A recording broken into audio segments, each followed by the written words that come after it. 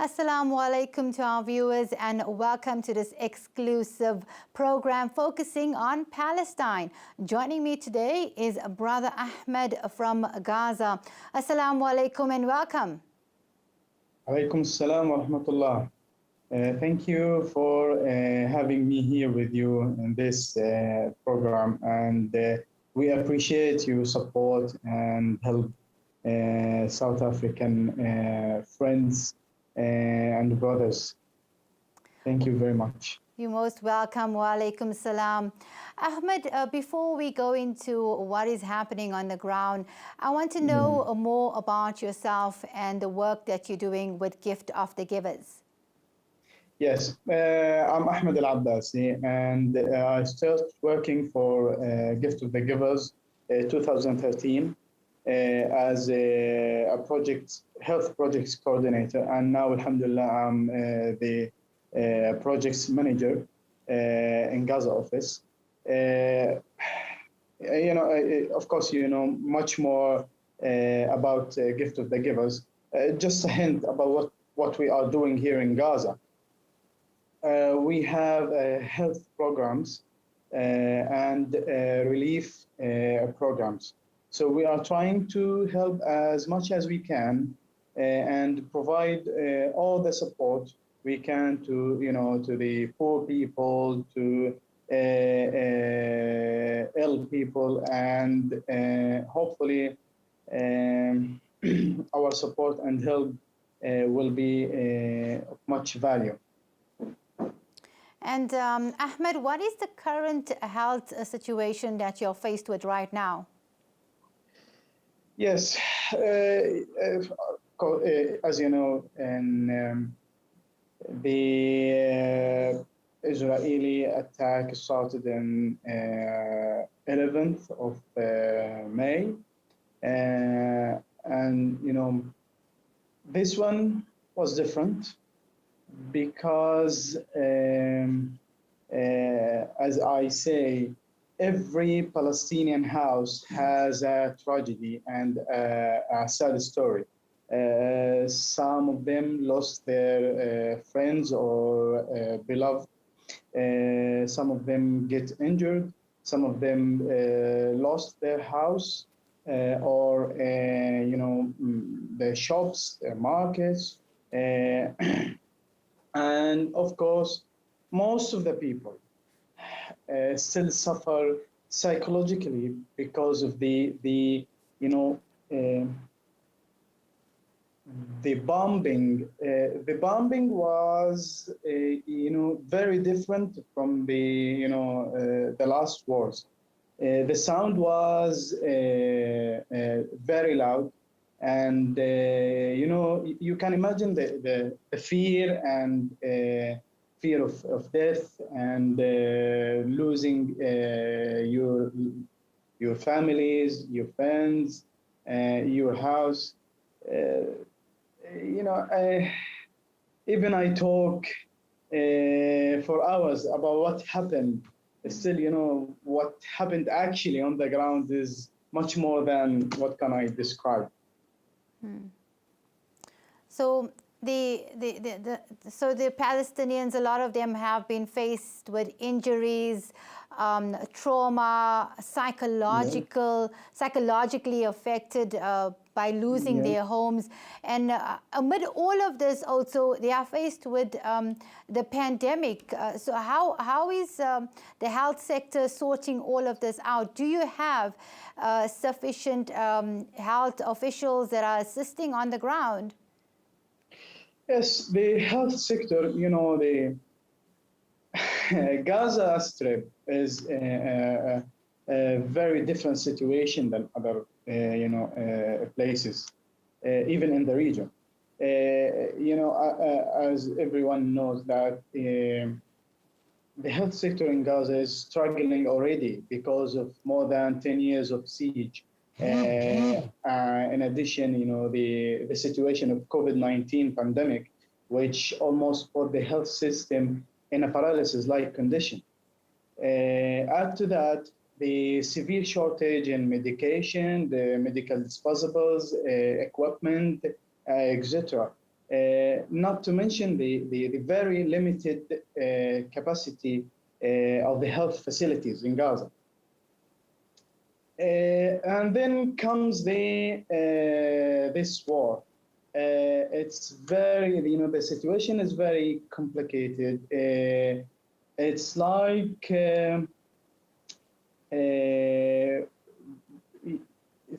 you are tied to a chair and you can't do anything to help. Still, there is hope. And after the war, the health system is trying to, recover from this crisis. But unfortunately, the COVID-19 is still, the numbers of infected people are still increasing, and we have a severe shortage in disposables and medication, but hopefully things will get better as we move on.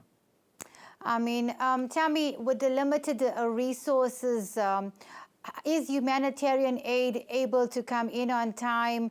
And have you been getting some sort of humanitarian aid from outside? Yes. When we talk about humanitarian work in Gaza, there are many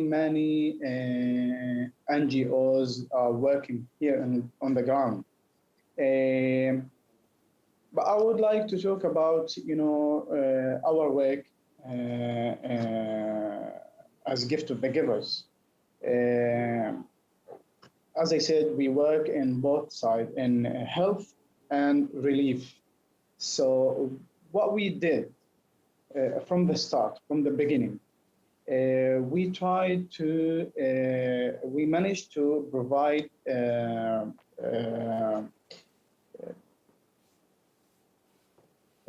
food packages to the displaced people, and we have an agreement with one of the shelters, schools shelters, to provide them for about 2 weeks of food and their needs, meals, drinkable water, medication, etc. That's on one side. And we also provide the poor and displaced people and injured people with some financial aid, to help them to buy their urgent needs of clothes, medication, as the Ministry of Health and its facilities come to provide the injured people with all the medications need, taking into consideration the severe shortage, and some of the medication are zero stock in the Ministry of Health. Yeah, that's just a glimpse of our work in Gaza as Gift of the Givers. So Gift of the Givers is basically focusing on food, financial, and medical aid. Is that what you're telling me? Yeah, that's in during the war, and now we are having we are supplying the Ministry of Health with a package of medication of more than $30,000 to help, increase the capacity and the efficiency of their work with the injured people. Well, we are hopefully, because the crossings are closed now, so hopefully we will manage to have them enter Gaza during the next week, inshallah. I was actually going to ask you about that in terms of the borders, the current situation, to receive all the aid. So you say that it's closed at the moment? they opened today. Okay. And the problem with the borders, you can't expect anything. So today is open, tomorrow maybe it's closed for unknown reason. And for what time it will be closed, you don't know. So we, just it's like your hands are cuffed. So you just wait for the borders to open to enter what you need. I'm not just talking about our work as a gift of the givers. I'm talking as a whole. The food, the equipment, the ordinary life needs of people. So you can't expect and you can't tell when and for how long the borders will be open. And that's a serious problem. We've just heard from Ahmed from Gaza that the situation on the ground at the moment is that the borders, there's instability as to which days it's going to be open in terms of receiving aid from abroad. So inshallah, let's just catch back up with Ahmed after this short break.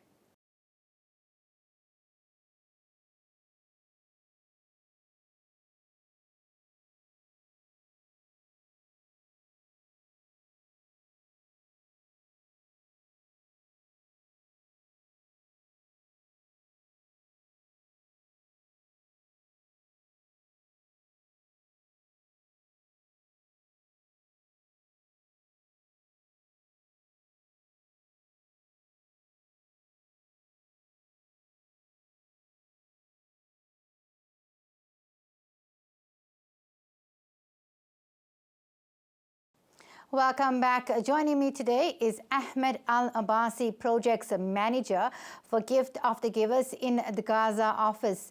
Ahmed, earlier on you were talking about how the borders are being closed. There's days when the borders are open and there's days when the borders are closed. And this truly affects the people on the ground. In terms of that, what happens? Do lives actually get lost because of this instability of the access to aid being closed? Well, actually, we can't do much about it because we are just the problem. Can you repeat that, please? Is there a problem?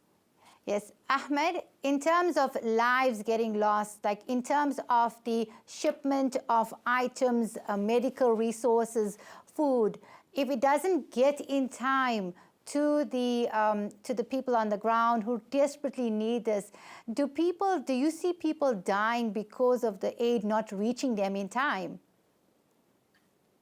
Yes, of course. Just a simple statistic.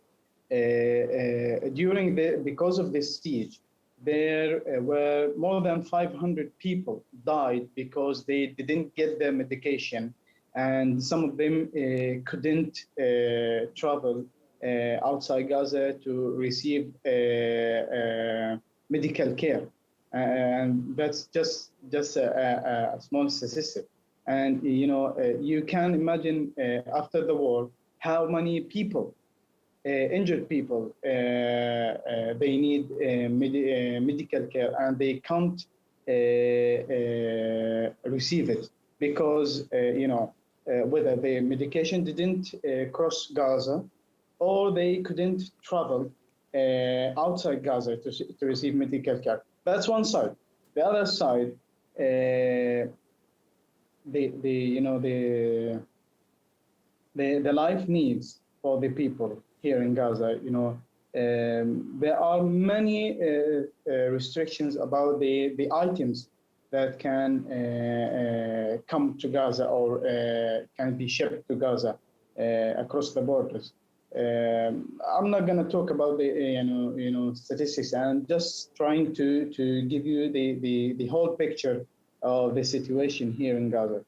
So the borders are like, uh,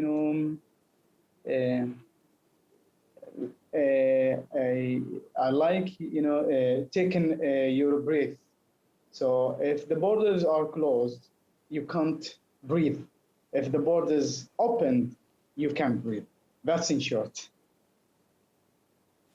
That's actually a very mind-blowing concern in terms of people on the ground. They are faced with trauma. They are faced with their homes being destroyed. In terms of that, how many of them, what sort of situation are you faced with when you see them coming to your medical centers when their homes are destroyed? Okay. I'll just give you a statistic about the numbers of injured, murders, and displaced people. Till now, we have 253 murders. 66 of them are children. That's under 18 years. 39 are women, and 17 are geriatric or elderly people. 1,948 injured. More than, according to the local authorities, more than 50,000 people are displaced. Their homes are bombed, either destroyed completely or partially. But anyway, they can't go back to their homes. And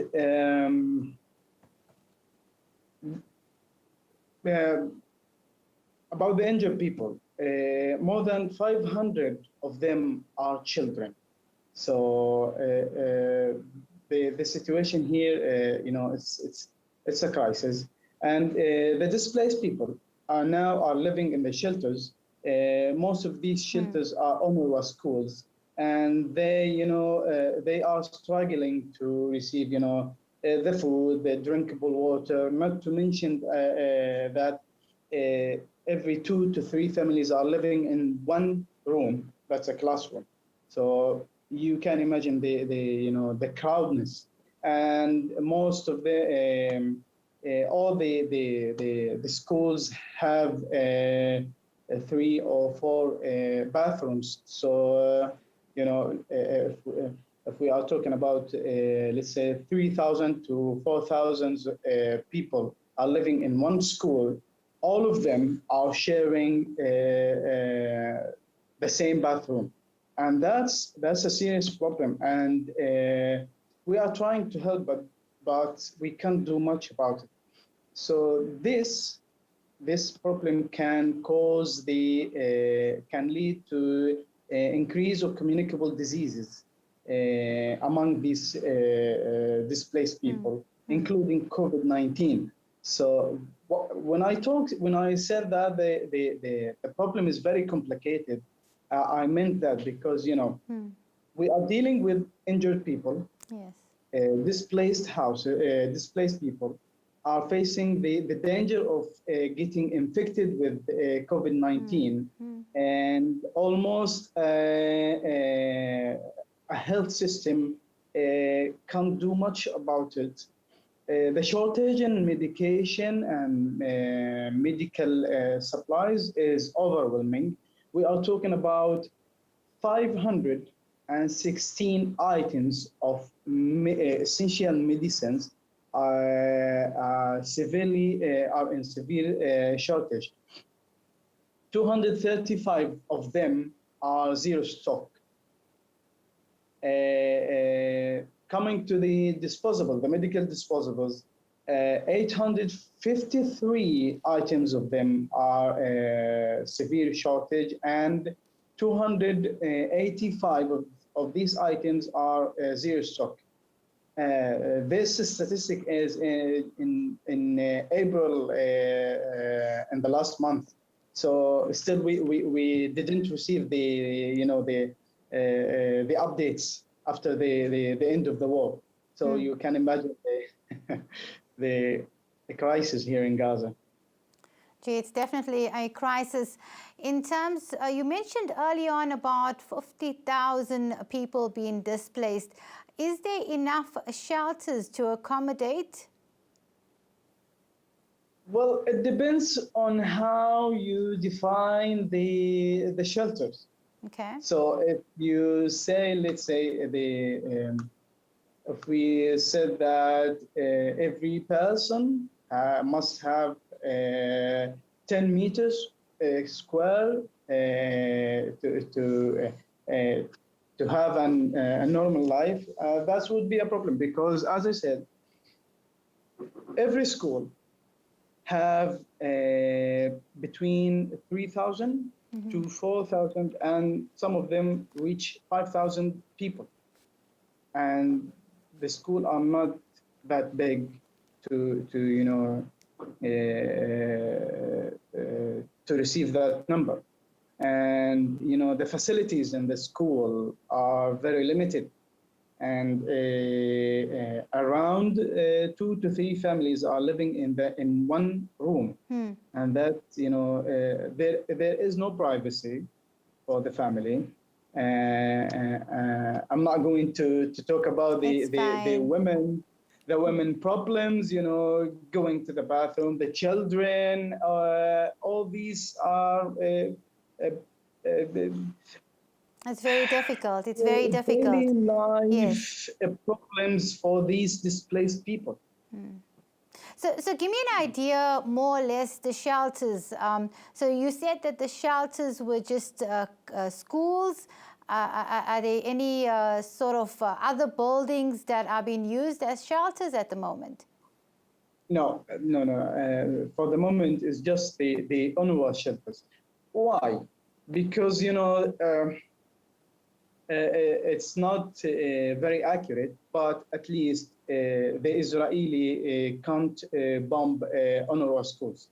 So that's the most safe place in Gaza during the war. So they can't go to government schools because in 2014, it happened to be that one of the government schools received displaced people, and the Israeli Air Forces bombed that schools, and there were many victims in that accident. So there are no other shelters than the UNRWA schools right now. In terms of the concerns with regards to the health difficulties, the different diseases that you mentioned could be picked up because of the lack of space and the confined rooms that everyone is actually they are being forced to live in. Have you actually written to the WHO, to the World Health Organization, to share the concerns that you are faced with on the ground? Well, that's a very known problem. So all the NGOs are trying their best to interfere and to make a possible intervention to prevent as much as they can the infection. But it's I don't want to say that this problem can't be solved, but in the meantime, they can't do anything about it. Even the WHO, even the UNRWA. A few days ago, yes, there was the representative, the delegator of UNRWA. He came in a conference in front of one of these shelters, and he started talking about the difficulties they are facing, and he mentioned the lack of space, the lack of privacy, their concern about the communicable diseases and infection, including and especially COVID-19. And they mentioned also that they lack the equipment, the money to provide these people with their daily needs. So it's a very known problem, but they can't do much about it. Brother Ahmed, we're just going to take a quick ad break, and we'll be back just after this short ad break.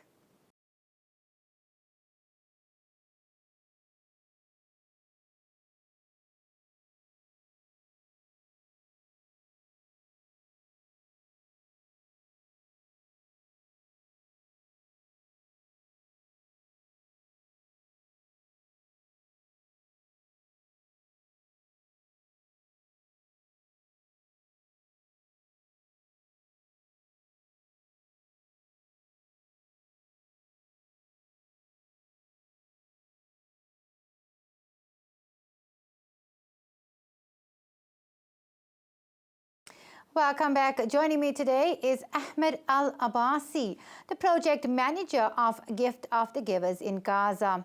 Ahmed, earlier on we were talking about the confined areas that people are now being forced to live in, the lack of space.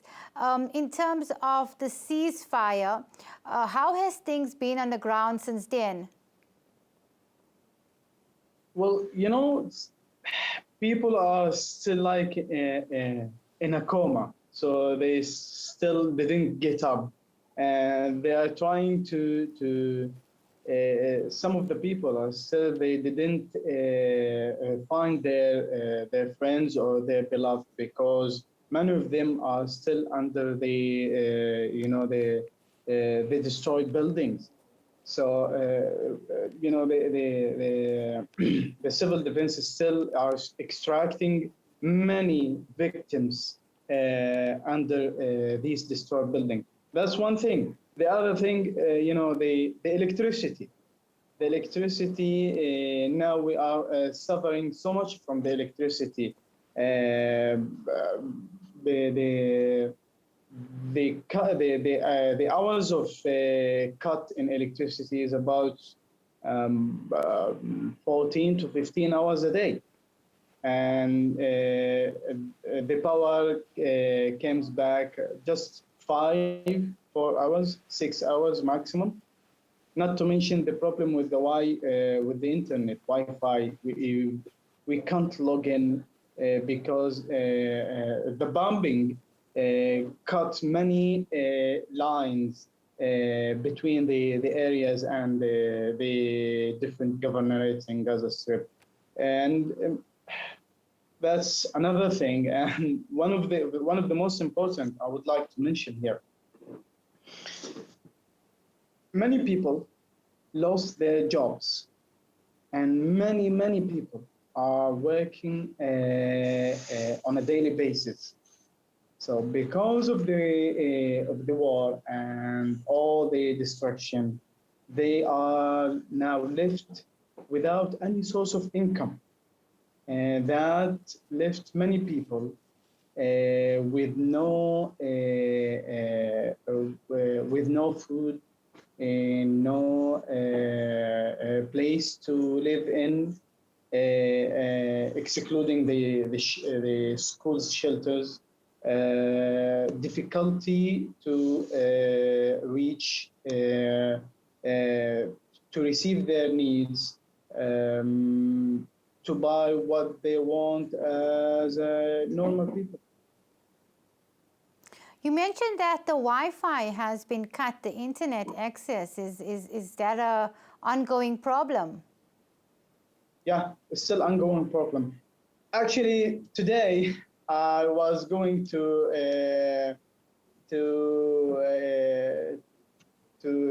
have a problem with the Wi-Fi, but it was solved. Today, early in the morning, the Wi-Fi was off, but the company, the company that provides us with the Wi-Fi, they managed to get it back on. So that's lucky for me to be with you today.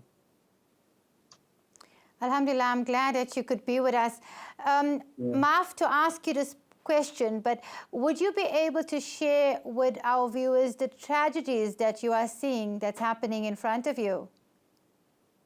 Yeah, of course. There are many of them. You heard about the Polak family. The all of the family have been killed, and there are many others. And all of these people are civilian. None of them, if I may to say, none of them are in the resistance. And the Abu Auf family. My brother's colleague and my brother is a doctor, so his colleague was killed in the Abu Auf bombing. He was an intern medicine consultant in Al Shifa Medical Complex. So I don't know what did he do to be killed. And that's one of the saddest stories. That my friend, he bought an apartment in a complex building, and he just paid the last payment 5 months ago, and that building were completely destroyed, and now he is living nowhere. So you can imagine. I personally, my uncle and his son were killed in one of the bombing. So I'm still, still didn't, catch my breath and bring myself together. I'm still, having, nightmare about this. My children are suffering. My sisters, my nephews, my nieces. It's I'm sorry. I'm sorry. Can we? It's very difficult. And Ahmed, you said before, before we end this interview, you'd like to give a message. What is that message that you'd like to share with our viewers? Yes, I just think that we are not terrorists. We are just a normal people, want to live a normal life like everyone else around the world. We are just like you, and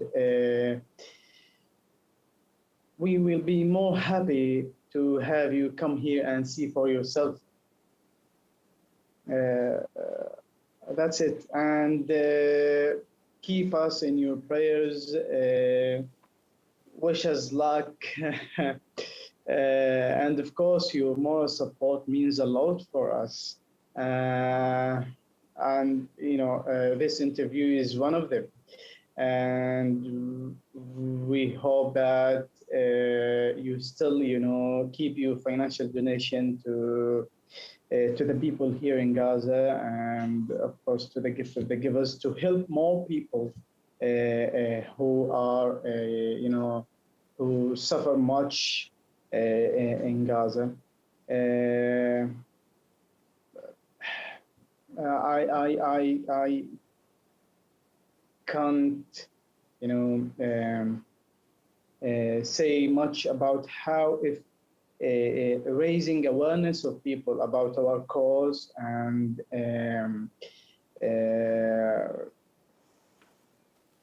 how much support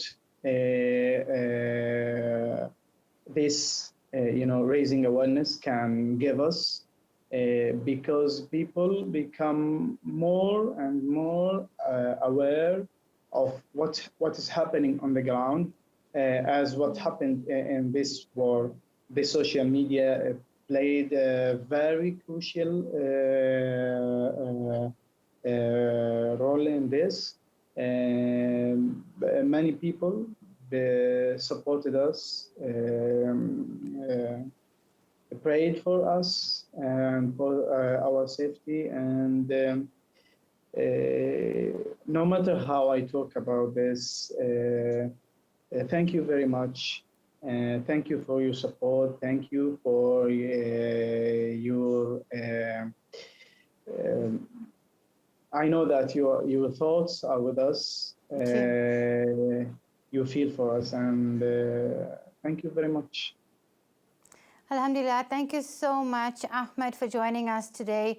As we heard, they are faced with a huge crisis in the aftermath of the ceasefire in Palestine. My question out there is, where are our world leaders? We've just heard a first-hand account of the situation on the ground. The question is, where are our world leaders? And inshallah, I will leave you on that note. Assalamu alaikum.